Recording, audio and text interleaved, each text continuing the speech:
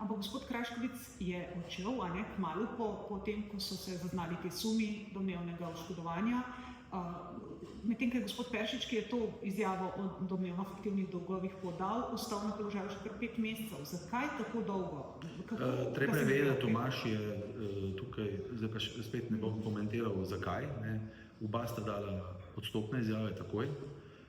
Res pa je, da je gospod Peršič ni zaposlen na SŽ-ju, kot Tomaž, ampak je zaposlen v eni od naših vnukinj, kjer je tudi na podlagi korporativnega upravljanja, imamo to družbo, ki je v solastništvu z češkim partnerjem, kjer je potrebno izvesti vse postopke, tudi pridobiti vsa soglasja in tudi druga imena. Je pa še enkrat treba poudariti, nobeden od njih ni imel pooblastil za zastopanje teh družb oziroma za samostojno zastopanje karkoli